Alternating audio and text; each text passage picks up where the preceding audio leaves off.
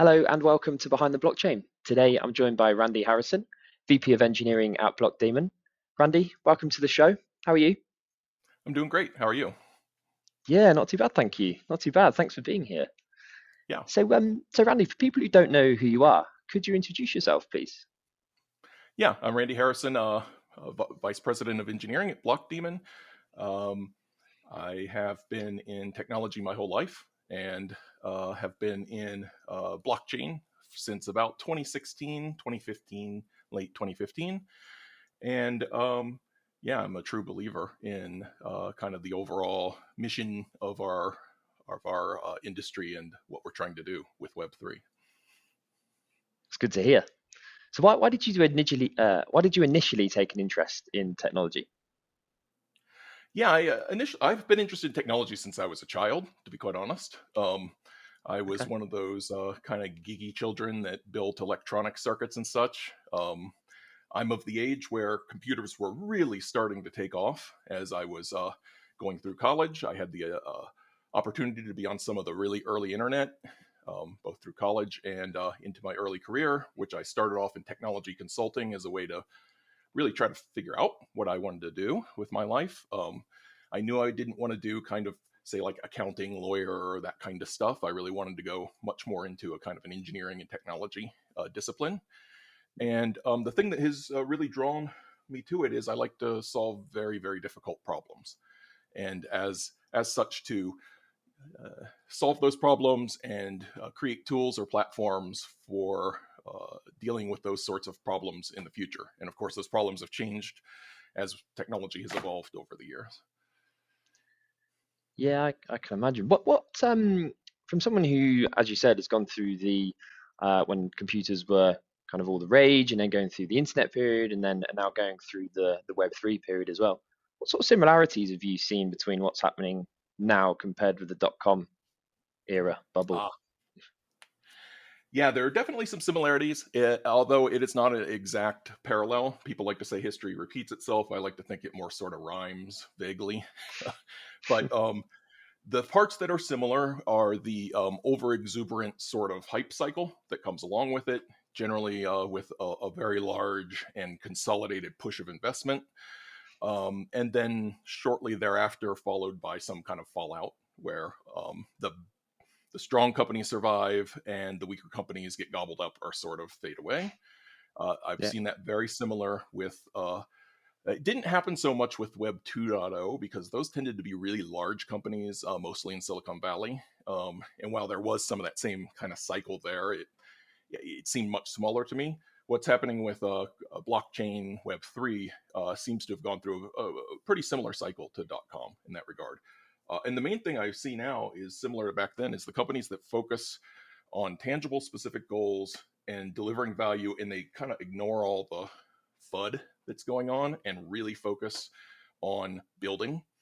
Those yeah. tended to be the companies that won. And I saw that in the .com, and I believe that that's what's happening now as well. Okay, wow. So anyone listening who's a founder of a company, just focus on that. Yeah, I would just focus very, very specifically on building the solutions and getting those solutions in the hands of those that you're trying to solve the problems for, so that they see that value. At the end of the day, customers and partners will go to value more than they'll go to marketing or hype or the perception of value. They really people look for true value. What problem are you solving for me? How much is that? How valuable is that to me? And what things can I do the uh, with your platform or with your tools? Nice. Yeah, great advice. So could you talk us through your career journey so far? Like what's led you to this point? Yeah, I've had a kind of circuitous career path, you could say. I kind of started off pretty early as a founder and a CTO of technology companies. That was in the telecom space, where I really designed, architected, and led the development of some pretty complex network element management systems in telecom used by a lot of the large telecoms. And that was pretty interesting. I was reflecting back on it. I was a bit young and naive in certain aspects, though I did learn a lot of what it takes to be a successful technology leader going through that. Kind of mid-career, I deviated and spent about 7 years in a very large corporate environment. I, like many, saw the grass was greener on the other side at the time, Yeah. and had a young family at the time, so was looking for more predictability and stability. First, I'll say I think that's a bit of a myth that people think that they get predictability and stability at a large corporation. But yeah, I went to Autodesk, where I led the digital transformation, which at the time Autodesk was still really a pre-Web 1 company, box software, Okay. perpetual licenses shipped to customers on physical media kind of thing. And we just leapfrogged straight into a cloud environment. So I was really focused on Web 2 enablement at the time, a lot of building cloud infrastructure. And what led me at the end of that was as I was ending that tenure in my career, was right around when Bitcoin was really starting to become more popular. So 2013, 2014, more people were learning about it. I started doing my own mining. What is this? It's interesting. Kind of got involved, bought a few USB ASICs to, kind of toy around. And I Yep. became a big believer in blockchain and decentralized networks, and was really encouraging Autodesk as we were building out our cloud ecosystem, which included a cloud credit kind of model, to explore and be a pioneer in adopting some of that, at least internally within our own content network. Okay. It was really too bleeding edge for Autodesk at the time. But since we were done with the digital transformation, and I had learned what I didn't know before going into a corporate role, which is it's just as hard and just as volatile as a startup in many ways, I decided to move back into the world of startups and dove headfirst into blockchain. Worked with a number of little companies, kind of doing pre-seed and kind of seed round sort of technology ideation and building out proof of concepts and such.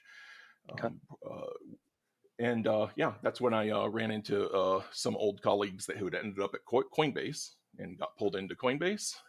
Had a great tenure there, and one thing led to another there. And as Coinbase acquired Bison Trails, which they turned into Coinbase Cloud. My involvement with that is what ultimately led me to meet Constantine, the CEO of BlockDaemon, and that's how I ended up in my current role. That's cool. That's cool. So you spent quite a long time as an enterprise architect, or head of enterprise architecture, obviously at Coinbase. Um, a lot of Web3 companies probably aren't big enough yet or aren't quite mature enough yet to need enterprise architecture. But for those listening, can you just explain a little bit more about what enterprise architecture is and what you do as an enterprise architect? Yeah. It is interesting because you'll get different answers from different people as to what enterprise architecture is. Yeah. Same reason you'll get different answers from different people if you just ask in general what IT is. If you think in a Web 2.0 or kind of older school sense, people think of IT as more of a support function and kind of enabling function. And I think classic enterprise architecture was really focused on IT internal systems and kind of business enablement, business productivity type of systems. You can think of like CRM systems like Salesforce, ERP systems like SAP, that kind of thing. Okay. But what has happened over the last, say, 15-ish years is IT itself is really morphed. There's still a support function, but a lot of what we used to call IT is now indistinguishable from the engineering platforms that host the products and kind of the whole enablement of the services being provided by whatever the company may be. And as such, enterprise architecture, it probably has, I tend to think of it more as strategic architecture. It has morphed into not just focusing on internal business enablement and productivity, but on kind of the harmony of the integration across all of the systems and solutions. A lot of what we do these days, as far as providing services to customers, creates a ton of data. There's a lot of transactional concerns to manage as well. And there's not as clear of a boundary between what data is really internal, say, business information data versus what data is the product data itself. Yeah. And I see the enterprise architect or strategic architect as having the function of making sure that those things are being built deliberately so that you don't build like a messy service spaghetti mesh that ends up with a kind of non-deliberate service architecture. Many folks have gone through sort of the life cycle of moving to microservices, database per service sorts of architectures, and then gotten to a point where every service practically has to know about this internal state of every other service in order to realize a transactional outcome.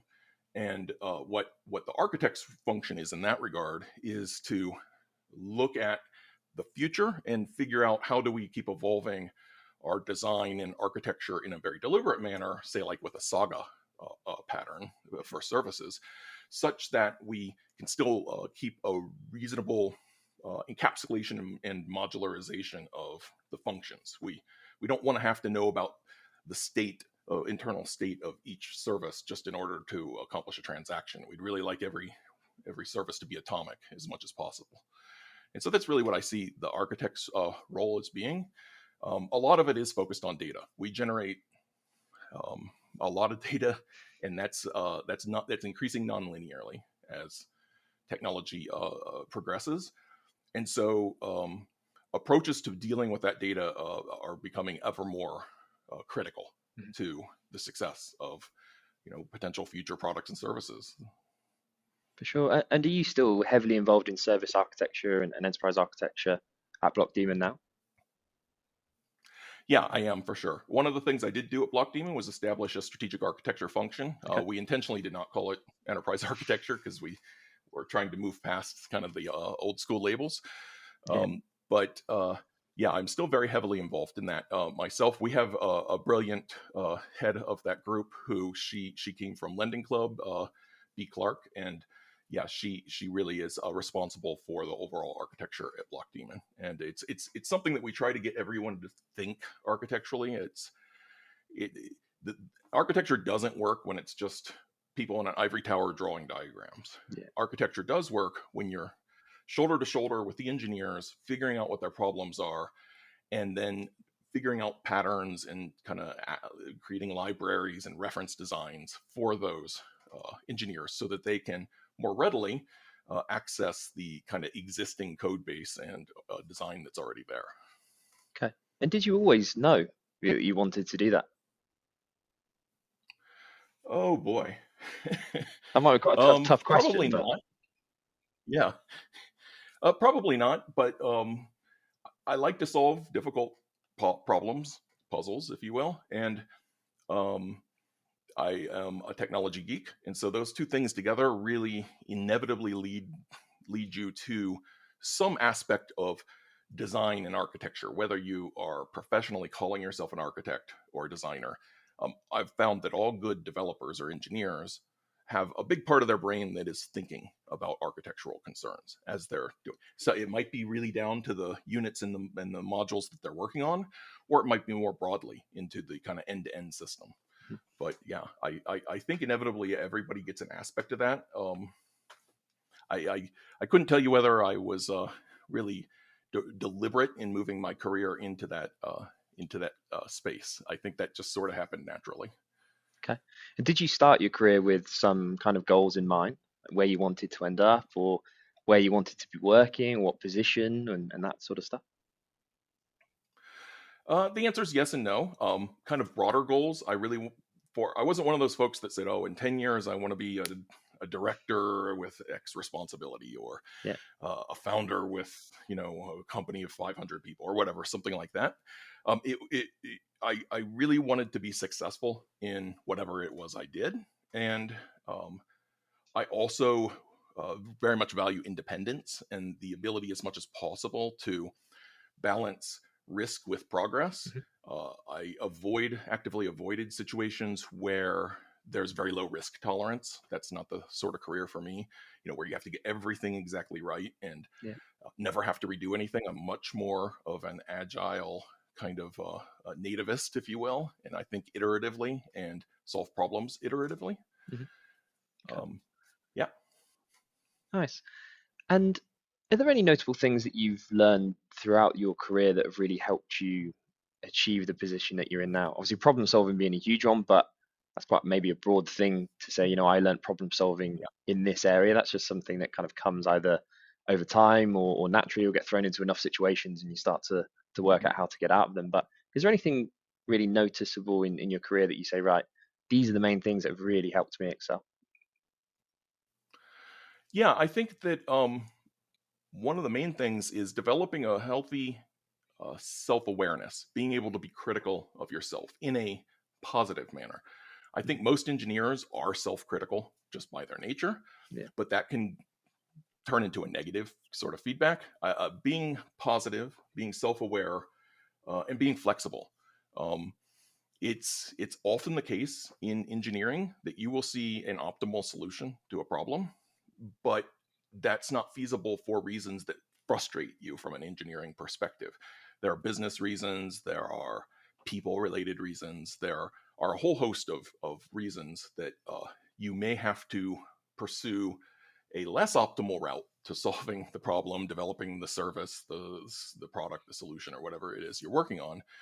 And so I've found that being flexible is super important. And that comes with a big part of empathy, understanding the perspective of others who have very different roles and functions, understanding why the finance people think the way they do, why the marketing people need what they need, and why the sales people are concerned about the things they're concerned about. It's very important to project yourself as much as possible into understanding their reality and what they're working with. The world doesn't revolve around engineering, although most of us as engineers like to think that way. And so, being a flexible part of a bigger solution and knowing that you optimizing the whole often means that no specific individual part is going to be optimized. It's sort of that complex system problem. Okay. And this might be quite a tricky question to answer. How does someone start on that self-awareness journey, in your opinion? Yeah, I think that's where flexibility comes in and is very important. I think as human beings, we tend to underestimate the value of opportunities as they come up. Um, you may have an opportunity because you've met someone at a conference and they end up putting you in touch with their boss or someone at their company, and there's a very short window opportunity where maybe you've got a great opportunity to partner or go work with that team and work on that stuff. But we'll tend to think as humans, well, I got that opportunity, many more will pop up. Or we tend to think, oh, I got into this job because, or into this role or this situation because, I did A, B, and C. And there's a great book that changed my thinking on all this, Fooled by Randomness by Nassim Taleb. And we as humans tend to not really value the chance part of things. And we can't control it. Chance is just chance. But what we can control is our flexibility and how we deal with that. And so, what I would say to folks is if you're looking to really move your career in a kind of particular direction towards a goal, is to have the courage to seize the opportunities when they come up and to understand that those opportunities themselves are generated largely by chance, being in the right place, the right time, hearing the right thing from the right person, talking to the right person, whatever. And once that happens, really evaluating it as a valuable option that you have for the moment. And like all options, there's an expiration period, and once it's gone, it's gone. That's good advice. What was the name of that book again? Fooled by Randomness by Nassim Taleb. Fooled by Yeah, Randomness. I like all of I'm Taleb's going to check that books. out. Anti-Fragility is probably the one most people are familiar with that he's written most recently. If you were around during the dot-com era, the Black Swan, Black Swan events, he's sort of the origin of that type of thinking. Okay, nice. Yeah, I'm gonna check that out. I'll let you know what I think to it after I read it. Yeah. So could you talk me through a day in the life of the vice president of engineering at BlockDaemon? What does a day look like? Yeah. Well, each day can be definitely different, but in general, a day in the life will be uh, focused, we'll say about a third or so on the internal organization, the health of all of um, the different gears of the machine, if you will. So, as vice president engineering, you're not just responsible for the coders that are writing the code. That's a big part of it. But you have the quality folks who need to ensure the quality of what you're producing. You have, of course, architects. You have a very tight interface with a product group, and you need to work very fluidly with the product group. For a larger company like ours, there's often a group that helps to manage projects, so sort of a team of project managers. And understanding how that whole organization is working, things that could be improved, things that are at risk, and just generally all the people stuff that comes along with that, that's a big part of the job. And I think it is important for folks that want to move into engineering leadership to understand that excelling at the technical aspects is sort of table stakes. You really need to understand the technologies to have credibility and to provide guidance just from your wisdom and your knowledge set. But as you sort of move more and more into management, you just, as a realistic outcome of that, you have less time to really be hands-on with all the code yourself. You can't do that. If you try, you will fail after you get past a dozen or so engineers. So understanding how to raise up your own leaders and to coach and mentor, that's a big part of the job as well. And then the more technical aspects, looking at the sorts of metrics that we're gathering, making sure those metrics are on track with what you're targeting. Those are the obvious things, and then some non-obvious things as well. So the obvious things are, like say Scrum metrics, how well is your team's doing, throughput, cycle time, stuff like that. The less obvious ones are employee engagement. What's the morale of your team? How many external recruiters are seeing an opportunity to start pulling people out of your company?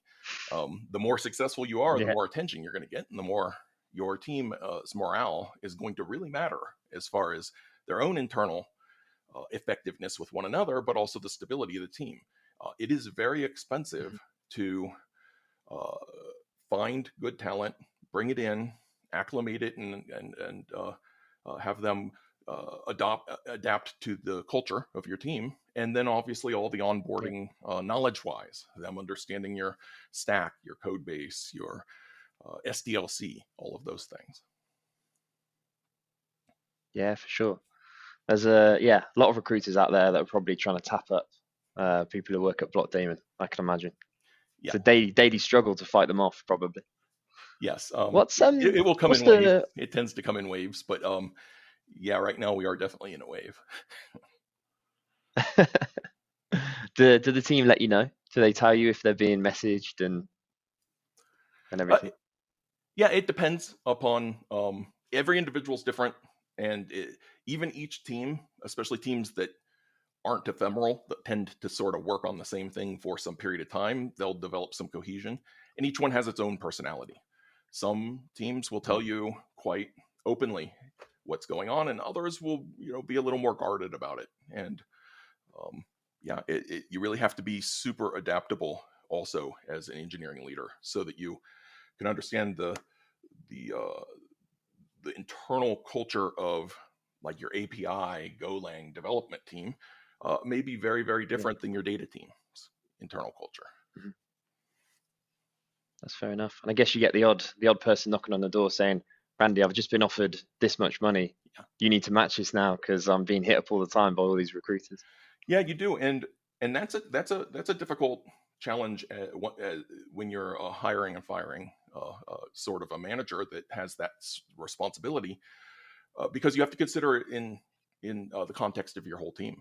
Again, if you just allow every employee to essentially hold you hostage because they've gotten competitive offers, that can be bad. But if you don't face it, that can be bad as well. So it's really a kind of, it depends case by case, and it's very, very context heavy as to for sure. what your kind of response should be to each one.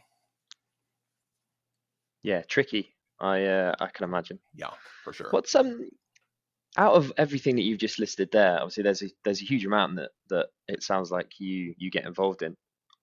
What's your favorite part of the job? Oh boy. I think my favorite part is when we are ideating new products or services, and it's a space that's not well explored, or even if it is well explored, there's no consensus on the solution space for that particular problem. So a lot of the stuff going on right now with layer zeros, for example, with dealing with the fact we are moving to a multi-chain future. That's going to be the reality, which I think is a positive. I know some folks would rather see much more standardization and kind of simple clarity, but I like the kind of marketplace of different ideas and competing approaches. But solving for the problems in how to do that in how to create solutions on top of a multi-chain uh, architecture that still work for your target customers and users. That's the kind of thing that I find super interesting, and um, is the favorite part of my job, is just being able to trial and error and explore and find out what other smart people are thinking and doing, all of that stuff. um, Contrasting to the least favorite part, which is probably most engineering leaders' least favorite part, is like cost optimization. Sort of like, how do you squeeze the optimization of your cloud infrastructure another 2% sort of stuff. You have to do it. Again, Yeah, sort of table stakes, but um, it's not quite as rewarding to, you're looking at spreadsheets in that case.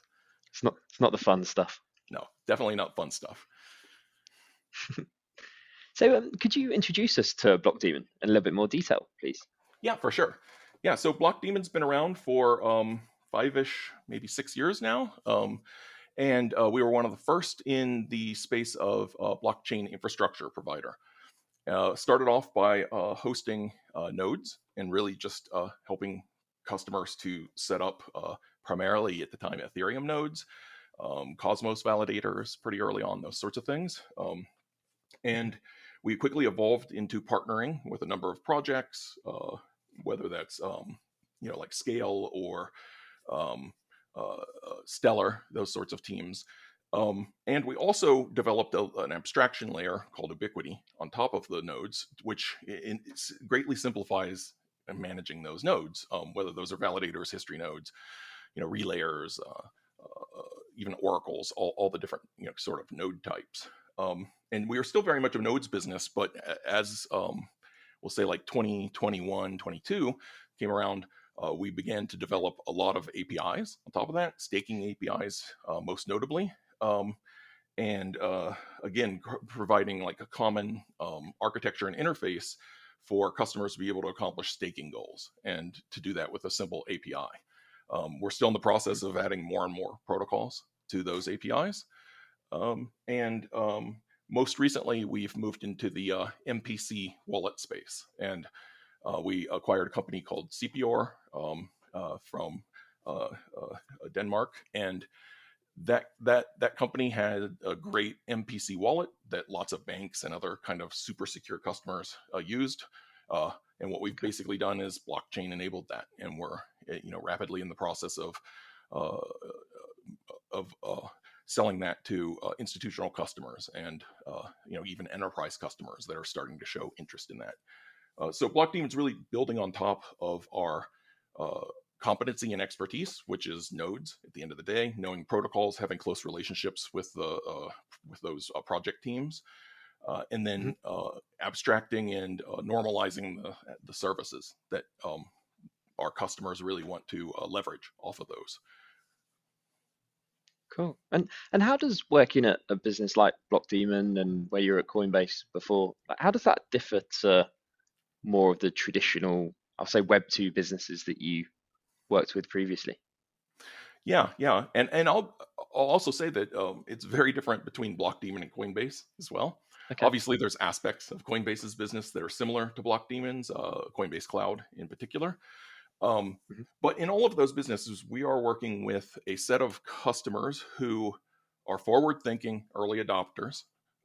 Whether that's a lot of the retail customers, obviously for Coinbase, but Coinbase also has a very large institutional business. That's actually a lot of where I spent most of my time with Coinbase, was more on the institutional side, helping to Okay. cobble together solutions in that space. Um, and those customers tend to be early adopters, forward thinking. They tend to think that they understand a lot about blockchain and Web3, but a lot of our role is also helping to educate them in a manner that's appropriate, because obviously we live and breathe this. day in and day out. Yeah. As new entrants are starting to, the early adopters are starting to adopt things that that we're offering, helping them to understand what they're really looking for and helping to educate those customers. I would say in a Web 2 space, it is much more about kind of a more traditional sales approach, which is you have a problem, you can't reach X number of customers. The CRM system will enable you to more distill your customer data and target, different customer cohorts and track all your pipeline and your opportunities and that kind of thing. So it Yeah. tends to be much more systematic and process driven at a Web 2 Okay. company. Whereas I see in our space, it's much more idea driven. So there are ideas that we are trying to implement and translate into valuable solutions. In the Web 2 space, those solutions tend to already exist. They've been built, Hmm. 10, 15 years ago. And so it's more about convincing customers that this solution is going to solve your problem versus this very similar other solution that would also probably solve your problem. Yeah, for sure. So I guess there's more innovation in the Web3 space A than ton more in Web2. innovation, and that Yeah, and but that by its very nature changes the sort of customers and partners that you will work with. Um, for you'll sure. you'll tend to And get a very risk averse customers in Web 2 space, especially these days since it's so mature at this point.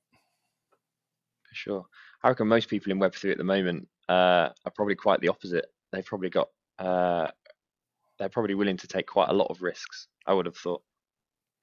Um, Yeah, they are. And what's interesting about it is some of those customers are by their own nature risk averse businesses. You can think of banks, for example. A lot of those banks, because their overall business is one of stability, they have to closely manage their risk. But what I've found is, especially with institutional sorts of financial institutional customers, they understand risk well. So they're able to take calculated risks in specific spaces. And that's a lot of our customers. That's the kind of teams that we're dealing with. They know they're in a risky space. They've isolated and contained the risk, and they're trying to innovate together with us in that space.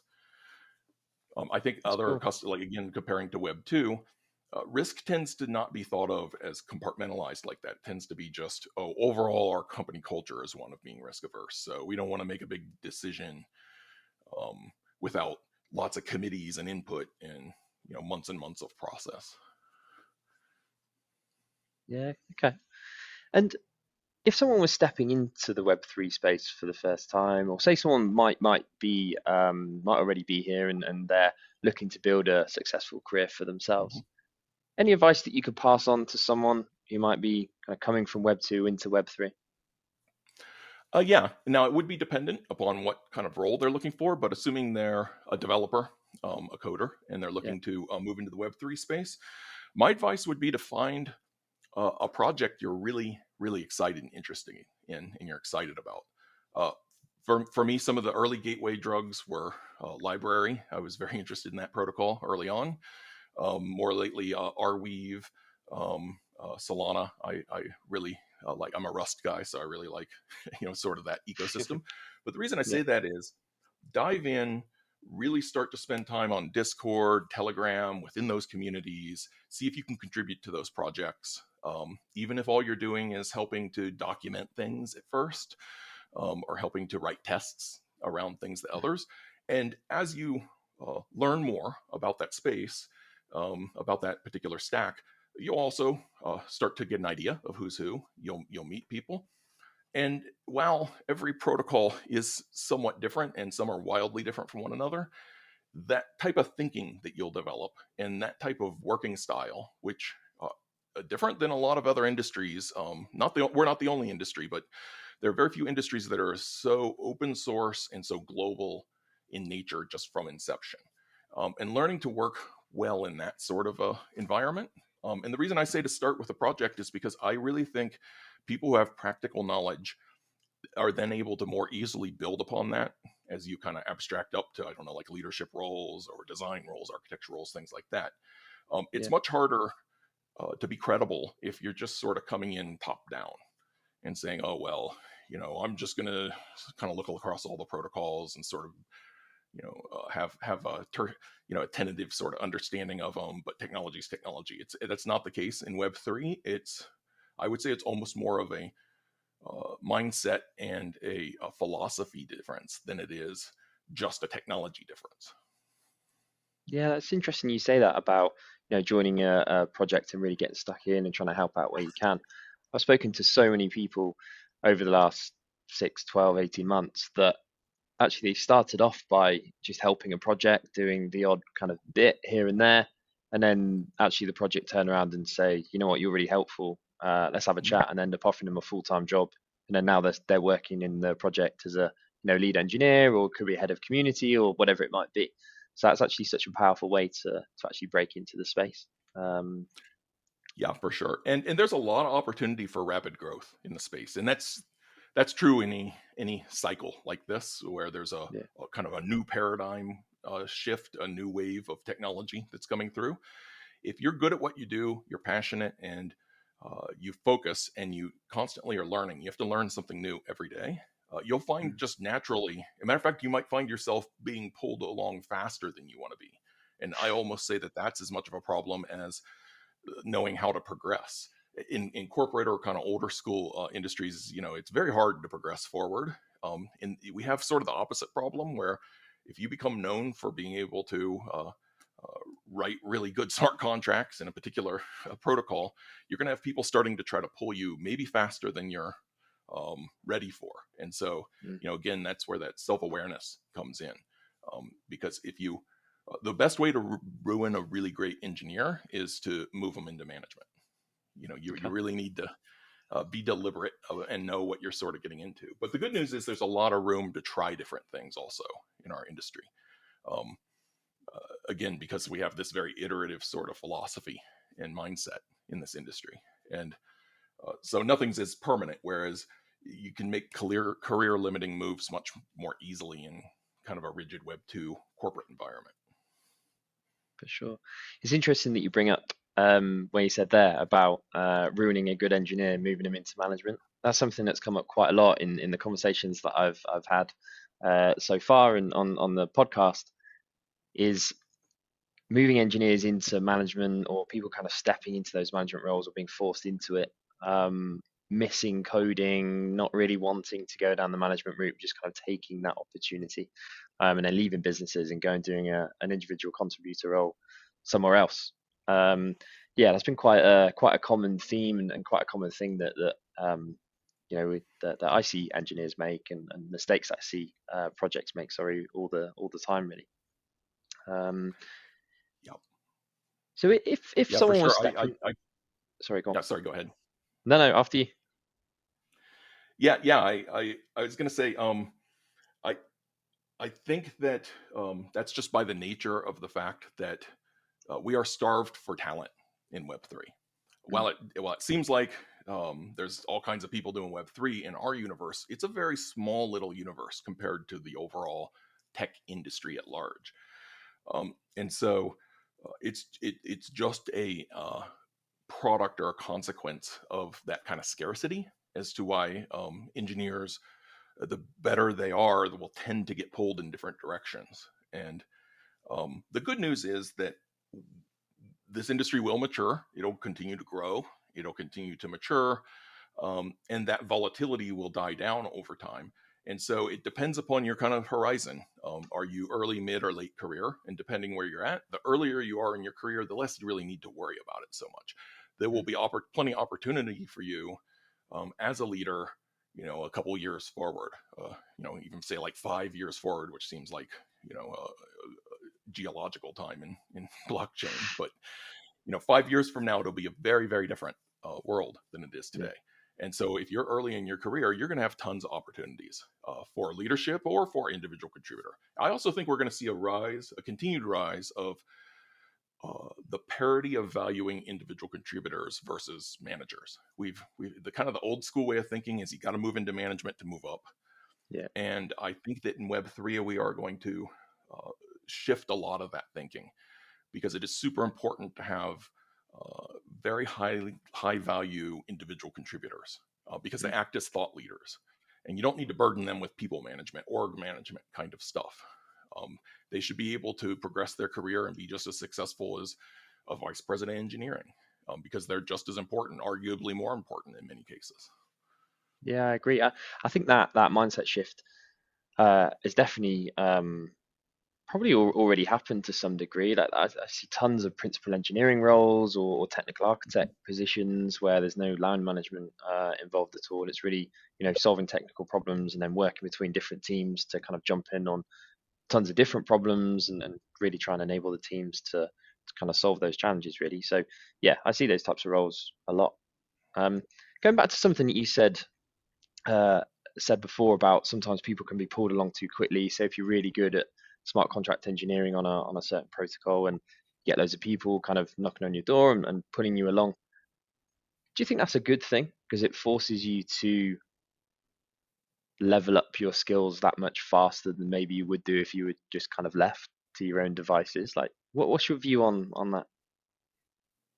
Yeah, I think in general it's a good thing. I think the Okay. only time it can be, I shouldn't say only time, but I think the main reason it may become a bad thing is if you're not taking deliberate moves. Okay. And so you're always balancing trying new things and seeing if that works for you, if you're good at it, if you want to keep moving that direction, like moving into management, for example, Mm, versus getting pushed there and then feeling like you're trapped. And the big risk is you lose your um, kind of your specific you lose the edge on your specific technical knowledge. Basically, mm, if you're not coding and staying up, I mean, in our ecosystems, if you're not staying up to date day by day, you fall behind pretty quickly because the technologies are moving so quickly. And for so sure. that's what you're balancing is none of us are can create more hours in the day, so you have a limited amount of time and focus to pay attention to, and you have to ration that somewhat deliberately. And yeah, you're going to divest from one area to invest in another. For sure.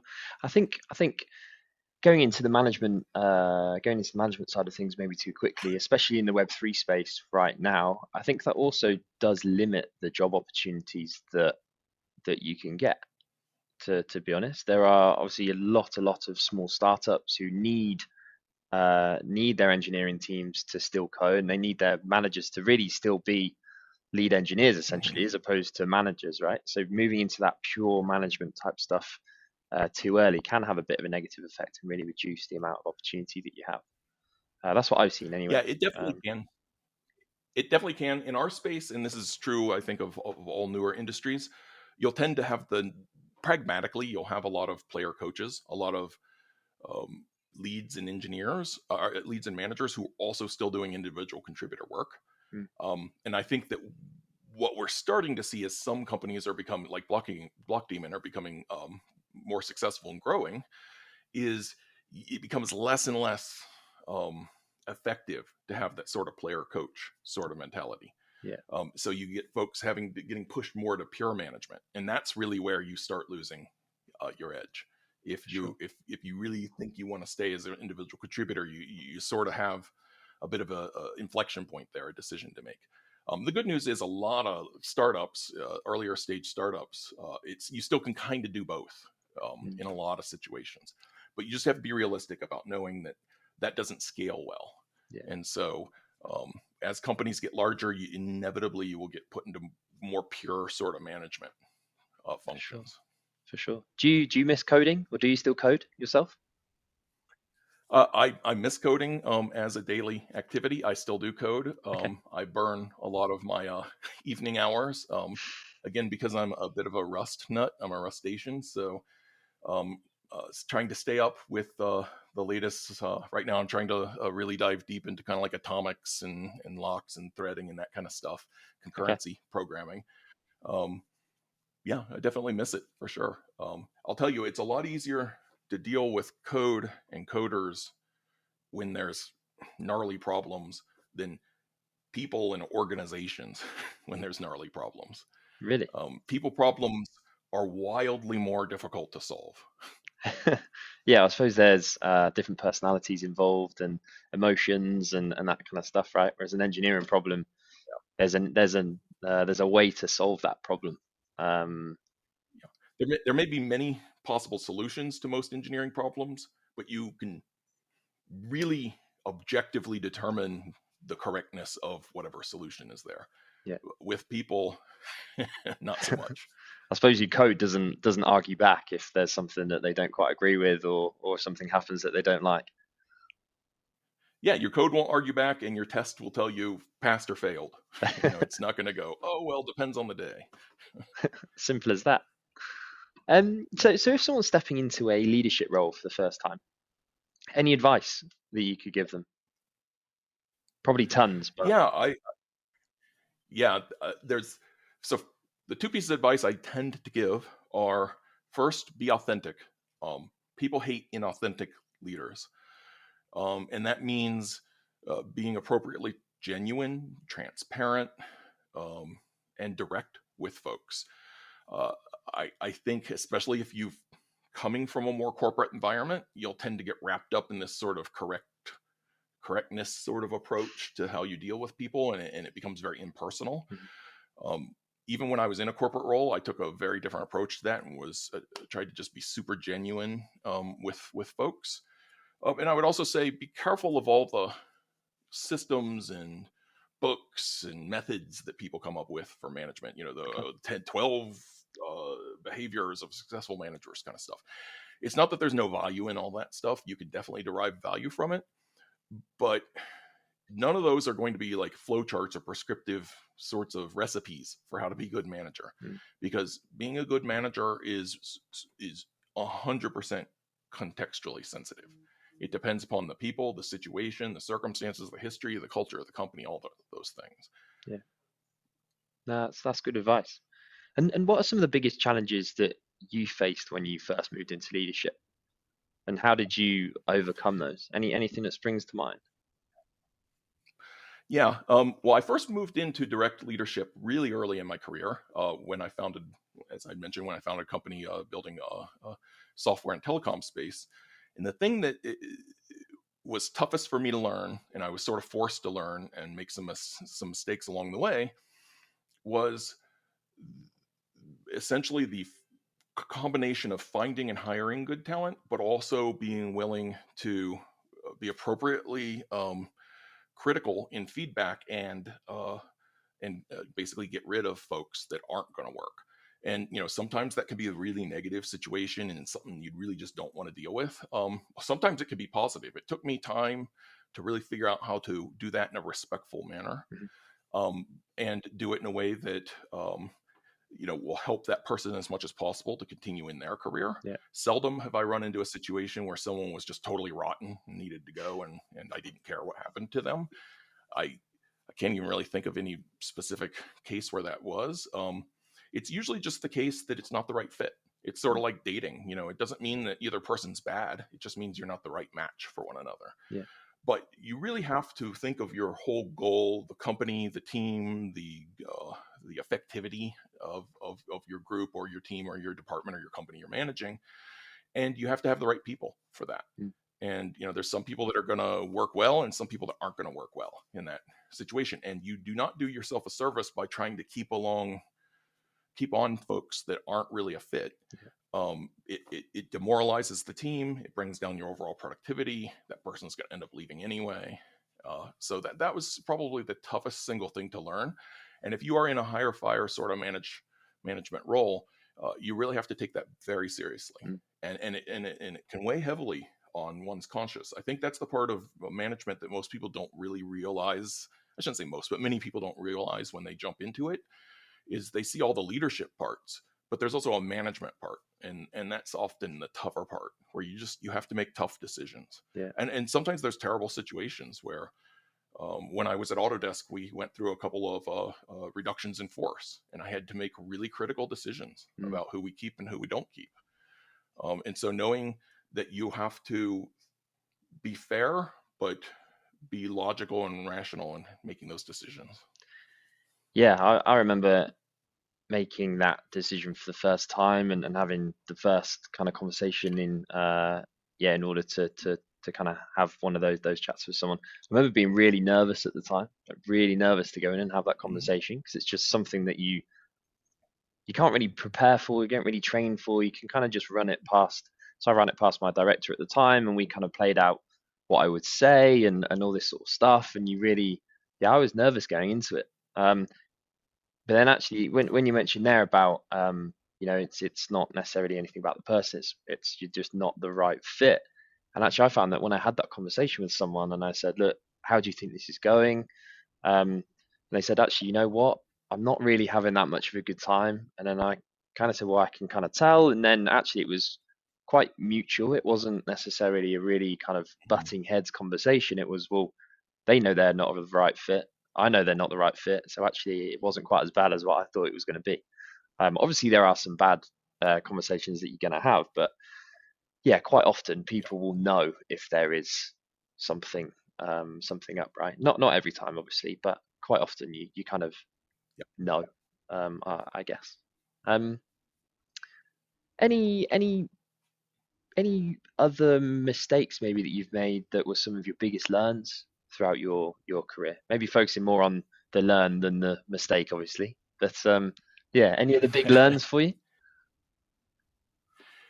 um, Probably the other big lesson that I learned, um, which involved some mistakes, a couple successes, but both of them kind of in the same sphere, is understanding the importance of the culture of your teams, Okay. and in particular avoiding what a lot of people will refer to as kind of office politics kind of Mm, stuff. And I'm not talking about politics in grand, but sort of the internal dynamic sort of politics, people trying to get ahead of one another.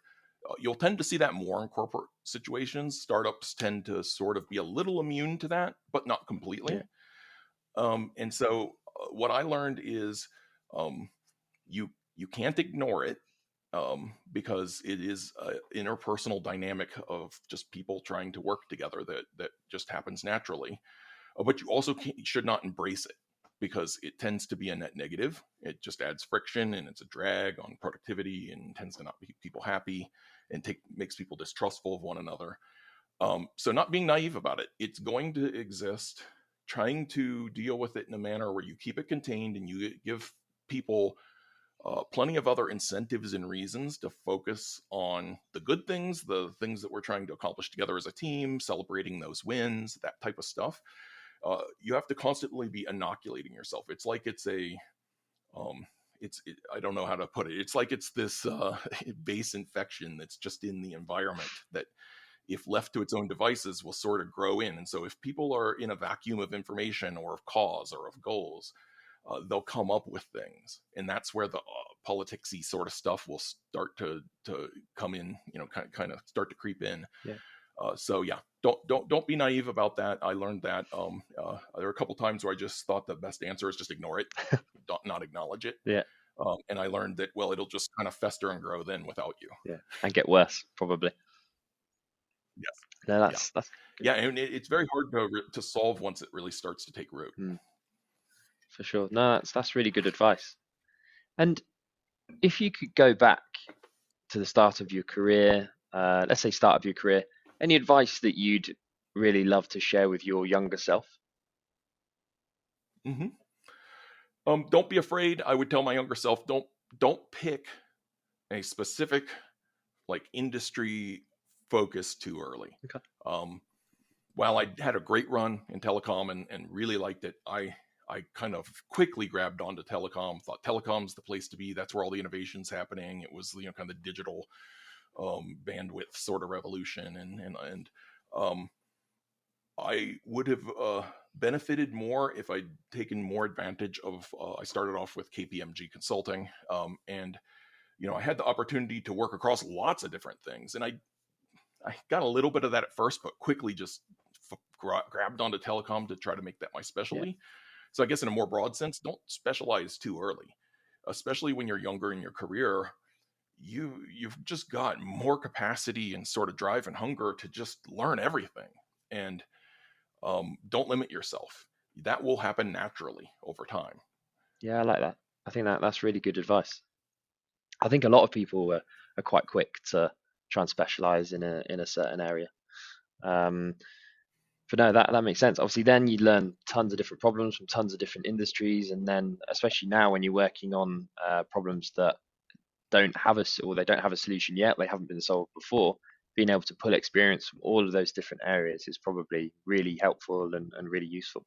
So yeah, that makes sense. Yeah, I definitely am more successful today from the time I've spent in functions, very far from working with functions or helping to in some early consulting to provide solutions for like financial corporate finance stuff, accounting sort of stuff, like I said, marketing information type of things.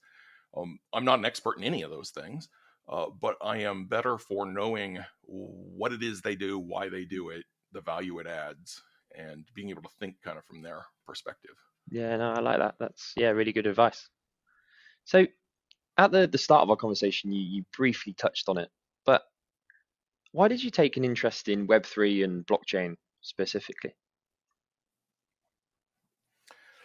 Yeah, the reason I specifically took interest in it, and it happened very quickly for me, is what I believed was developing as the internet grew and the kind of Web 1 became a reality was a kind of naturally diversified and decentralized network system of solutions. You build your solutions on those, and it was a very fair playing field with lots of competition of different ideas and ways of solving problems.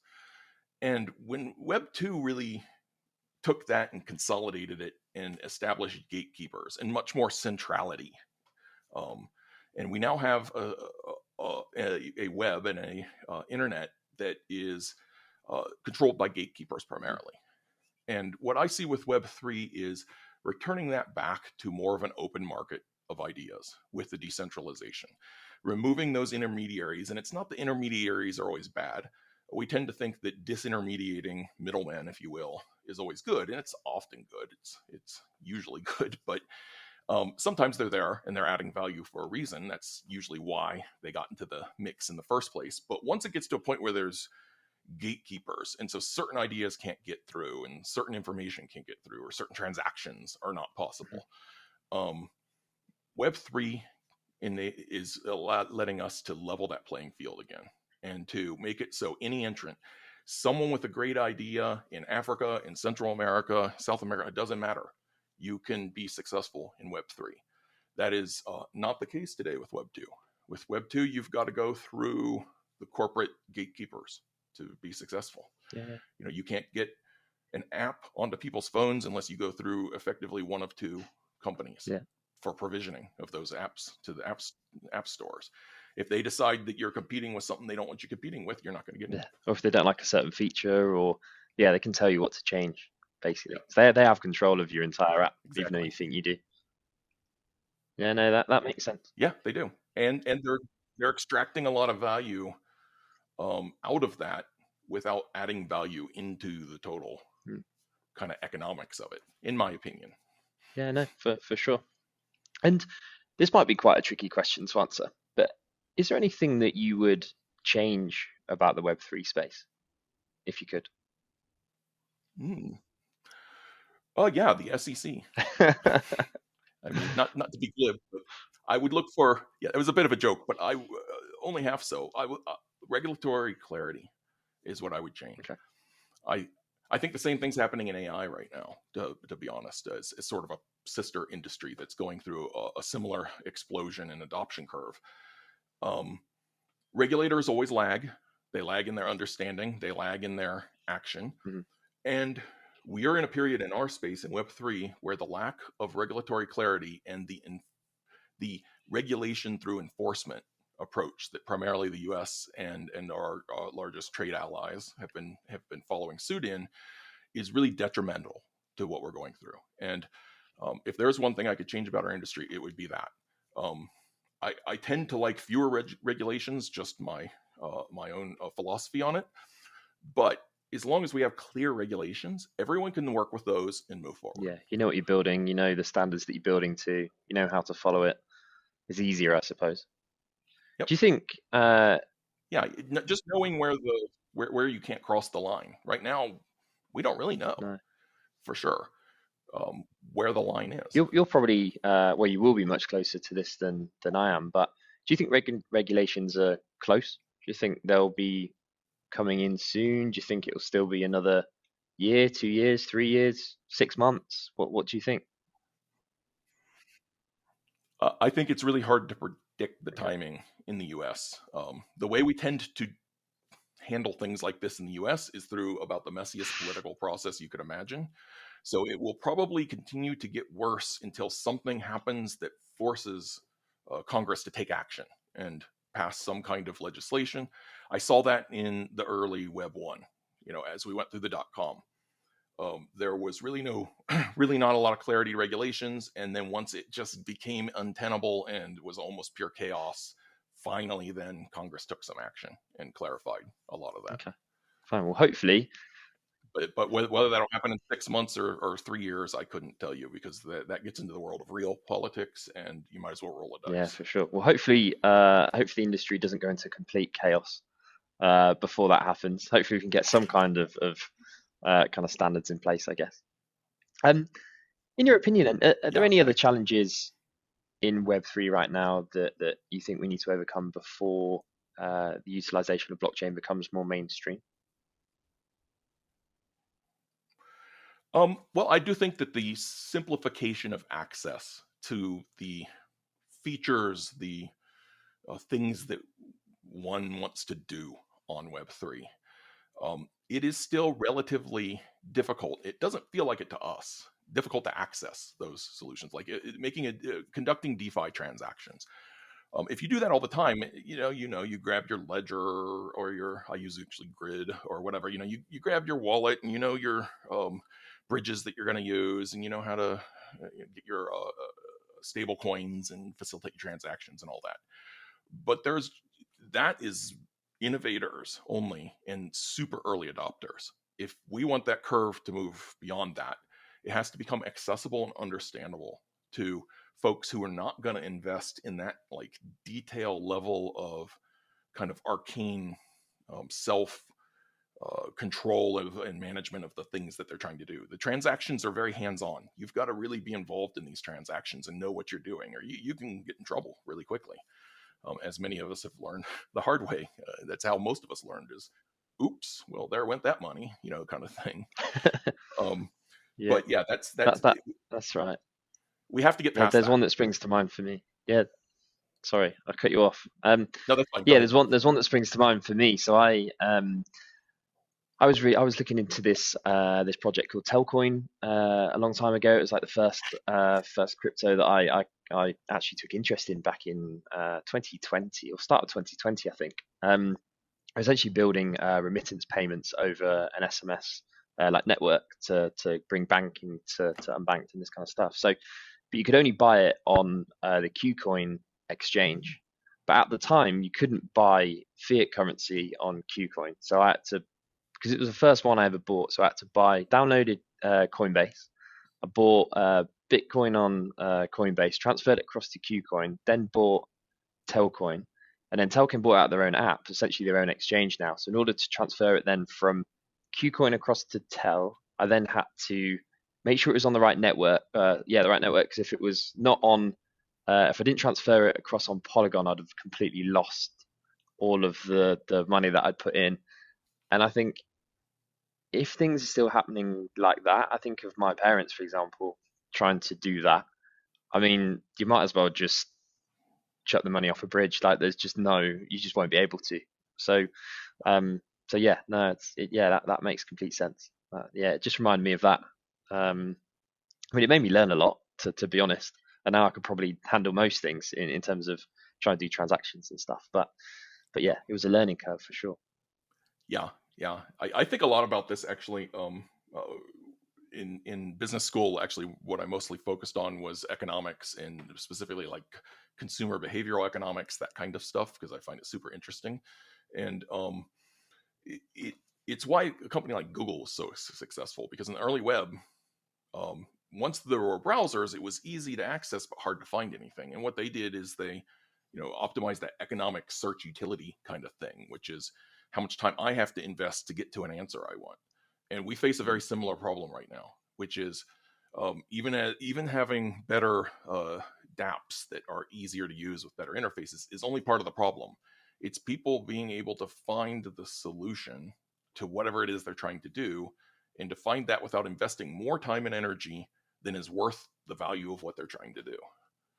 And that's sort of So I guess people are so used to things happening so quickly and so easily in Web 2 and what they're buying and what they're doing now. To then try and get them to go back to something that's more complicated and takes them a little bit longer, just stops people from using it, I suppose. yeah, absolutely. No, that makes sense. So so yeah, Randy, to wrap up, as a leader in Web3, what advice would you give people who are looking to follow in your footsteps, if you could sum it up? Yeah, if I could sum it up, I would say be confident and be willing to take risks, and continue to learn. It is impossible to know everything across this industry. It's impossible to know probably 10% of everything across this industry.